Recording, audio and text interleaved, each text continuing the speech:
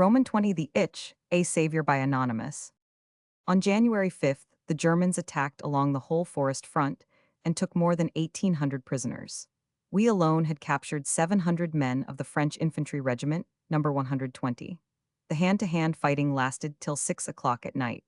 On that day, I, together with another sapper, got into a trench section that was still being defended by 8 Frenchmen.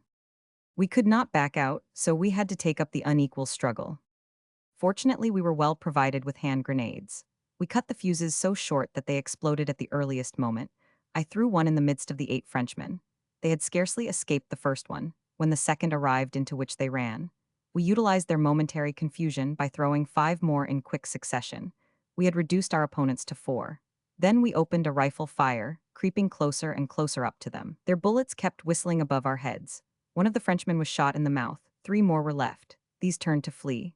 In such moments one is seized with an indescribable rage and forgets all about the danger that surrounds one. We had come quite near to them when the last one stumbled and fell forward on his face. In a trice I was on him. He fought desperately with his fists. My mate was following the other 2. I kept on wrestling with my opponent. He was bleeding from PG 165 his mouth. I had knocked out some of his teeth. Then he surrendered and raised his hands. I let go and then had a good look at him.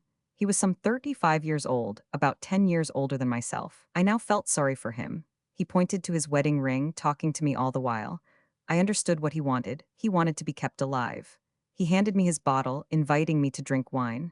He cried. Maybe he thought of his wife and children. I pressed his hand and he showed me his bleeding teeth. "You are a silly fellow," I told him. "You have been lucky. The few missing teeth don't matter. For you the slaughtering is finished. Come along."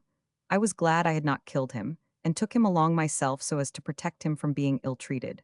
When I handed him over, he pressed my hand thankfully and laughed. He was happy to be safe.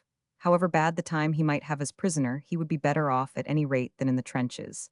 At least he had a chance of getting home again. In the evening we took some of the forbidden blankets, hundreds of which we had captured that day. 10 of us were lying in a shelter, all provided with blankets. Everybody wanted to get the itch, however strange that may sound. We undressed and rolled ourselves in those blankets. 24 hours later, little red pimples showed themselves all over the body, and 12 men reported sick. The blankets were used in the whole company, but all of them had not the desired effect. The doctor sent 9 of us to the hospital at Montmedy, and that very evening we left the camp in high glee. The railroad depot at Apremont had been badly shelled. The next station was Chatel. Both places are a little more than 3 miles behind the front. At Apremont, the prisoners were divided PG 166 into sections. Some of the prisoners had their homes at Apremont. Their families were still occupying their houses, and the prisoners asked to be allowed to pay them a visit. I chanced to observe one of those meetings at Apremont.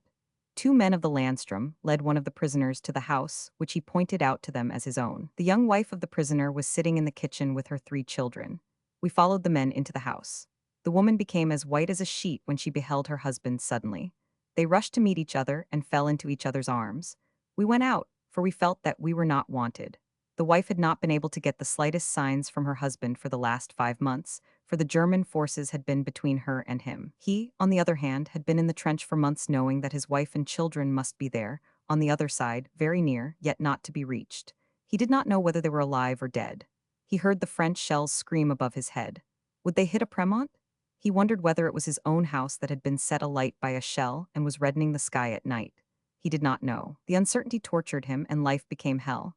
Now he was at home, though only for a few hours. He had to leave again a prisoner, but now he could send a letter to his wife by the field post. He had to take leave. She had nothing she could give him, no underwear, no food, absolutely nothing. She had lost all and had to rely on the charity of the soldiers. She handed him her last money, but he returned it. We could not understand what they told each other. She took the money back. It was German money, 5 and 10 pfennig pieces and some coppers, PG 167, her whole belongings. We could no longer contain ourselves and made a collection among ourselves. We got more than 10 marks together, which we gave to the young woman. At first she refused to take it and looked at her husband. Then she took it and wanted to kiss our hands. We warded her off, and she ran to the nearest canteen and bought things. Returning with cigars, tobacco, matches, and sausage, she handed all over to her husband with a radiant face. She laughed, once again perhaps in a long time, and sent us grateful looks. The children clung round their father and kissed him again and again. She accompanied her husband, who carried 2 of the kiddies, one on each arm, while his wife carried the 3rd child. Beaming with happiness, the family marched along between the two Landsturm men who had their bayonets fixed. When they had to take leave, all of them, parents and children, began to weep. She knew that her husband was no longer in constant danger, and she was happy, for though she had lost much, she still had her most precious possessions. Thousands of poor men and women have met such a fate near their homes. Regular trains left Chatel.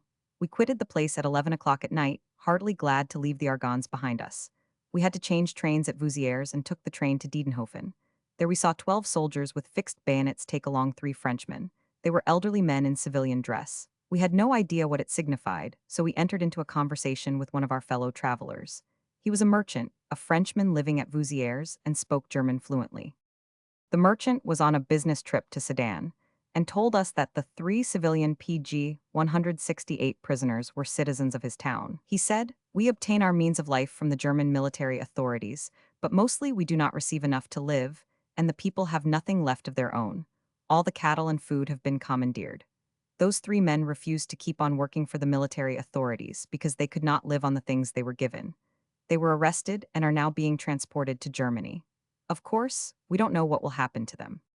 The man also told us that all the young men had been taken away by the Germans. All of them had been interned in Germany. At Sedan, we had to wait for 5 hours, for hospital trains were constantly arriving. It was 2 o'clock in the afternoon of the following day when we reached Montmedy, where we went to the hospital. There all our clothes were disinfected in the unlousing establishment, and we could take a proper bath. We were lodged in the large barracks. There one met people from all parts of the front, and all of them had only known the same misery. There was not one among them who did not curse this war. All of them were glad to be in safety, and all of them tried their best to be sick as long as possible. Each day we were twice treated with ointment, otherwise we were at liberty to walk about the place. One day we paid a visit to the fortress of Montmedy, high up on a hill. Several hundreds of prisoners were just being fed there. They were standing about in the yard of the fortress and were eating their soup. One of the prisoners came straight up to me. I had not noticed him particularly, and recognized him only when he stood before me. He was the man I had PG 169 struggled with on January 5th, and we greeted each other cordially. He had brought along a prisoner who spoke German well, and who interpreted for us all we had to say to each other. He had seen me standing about and had recognized me at once. Again and again he told me how glad he was to be a prisoner. Like myself, he was a soldier because he had to be, and not from choice. At that time we had fought with each other in blind rage. For a moment we had been deadly enemies. I felt happy at having stayed my fury at that time, and again I became aware of the utter idiocy of that barbarous slaughter. We separated with a firm handshake. A fortnight I remained at the hospital, then I had to return to the front. We had been treated well at the hospital, so we started on our return journey with mixed feelings. As soon as we arrived at Chatel, the terminus, we heard the incessant gunfire. It was no use kicking, we had to go into the forest again. When we reached our old camp, we found that different troops were occupying it. Our company had left, nobody knew for what destination. Wherever we asked, nobody could give us any information. So we had to go back to the command of our corps, the headquarters of which were at Corny at that time. We left Chatel again by a hospital train and reached Corny after half an hour's journey. Corny harbored the general staff of the 16th Army Corps, and we thought they surely ought to know where our company was. General von Madra and his officers had taken up their quarters in a large villa. The house was guarded by 3 double sentries. We showed our pay books and hospital certificates, and an orderly led us to a spacious room. It was the telephone room. There the wires PG 170 from all the divisional fronts ran together, and the apparatus were in constant use. A sergeant major looked into the lists and upon the maps. In 2 minutes he had found our company. He showed us on the map where it was fighting and where its camp was. "The camp is at the northern end of Varennes," he said, "and the company belongs to the 34th Division. Formerly it was part of the 33rd. The position it is in the villages of Vauquois and Burwills." Then he explained to us on the map the direction we were to take, and we could trot off. We returned by rail to Chatel, and went on foot from there to Apremont. We spent the night in the half-destroyed depot of Apremont. In order to get to Varennes, we had to march to the south. On our way, we saw French prisoners mending the roads. Most of them were black colonial troops in picturesque uniforms. On that road, Austrian motor batteries were posted. 3 of those 3,900 howitzers were standing behind a rocky slope but did not fire. When at noon we reached the height of Varennes, we saw the whole wide plan in front of us. Varennes itself was immediately in front of us in the valley. A little farther up on the heights was Vauquois. No houses were to be seen, one could only notice a heap of rubbish through the field glasses. Shells kept exploding in that rubbish heap continually, and we felt a cold sweat run down our backs at the thought that the place up there was our destination. We had scarcely passed the ridge when some shells exploded behind us. At that place, the French were shooting with artillery at individuals. As long as Vauquois had been in their power, they had been able to survey the whole country, and we comprehended why that heap of rubbish was so bitterly fought for. We PG 171 ran down the slope and found ourselves in Varennes. The southern portion of the village had been shelled to pieces and gutted. Only most of the chimneys, which were built apart from the bottom upward, had remained standing, thin blackened forms rising out of the ruins into the air. Everywhere we saw groups of soldiers collecting the remaining more expensive metals which were sent to Germany. Among other things, church bells melted into shapeless lumps were also loaded on wagons and taken away. All the copper, brass, tin, and lead that could be got was collected. PG 172.